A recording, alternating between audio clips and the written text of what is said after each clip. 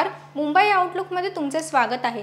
धर्तीवरचं स्वर्ग म्हणून ओळखला जाणारा काश्मीर पुन्हा एकदा दहशतवादीच्या सावटाखाली गेलाय आणि पर्यटकांना लक्ष्य केल्यामुळे संपूर्ण देशात संतापाची लाट उसळली आहे। त्यातच आता कर्नाटकात सध्या जात गणनेचा मुद्दा गाजतो आहे। 2015 मध्ये झालेल्या कांताराजू आयोगाच्या सर्वेक्षणातून काही महत्त्वाचे आकडे लीक झाले आहेत। त्यामुळे राज्यात आता मोठा गोंधळ माजला आहे।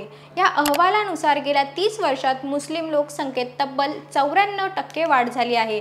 तसंच अनुसूचित जातींची लोकसंख्या ही 90%हून वाढली आहे। पूर्वी 1984 मध्ये व्यंकटेश स्वामी आयोगाच्या सर्वेक्षणातून वीर शैव लिंगायत समुदाय सर्वात मोठा गट होता। त्यांची लोकसंख्या 61 लाख होती। मात्र आता 2025च्या सर्वेक्षणानुसार लिंगायतचा वाढीचा दर केवळ 8.50% राहिल्याने ते तिसऱ्या क्रमांकावर घसरले आहेत। त्यांच्या लोकसंख्येचा वाटा फक्त राज्यात 11% उरला आहे।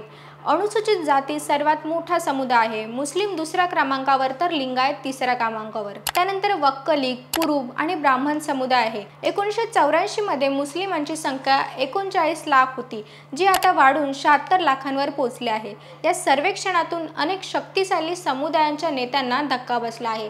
भारतात जातीचे राजकारण नवे नाही, किंबहुना जातीच्या गणितावरच निवडणुका जिंकण्याची गणिते आखली जातात। त्यामुळे कर्नाटकातील जात सर्वेक्षणाचे निष्कर्ष कर्नाटकच्या राजकीय गणिताची नव्याने मांडणी करायला लावणारे आहे, हे मात्र नक्की।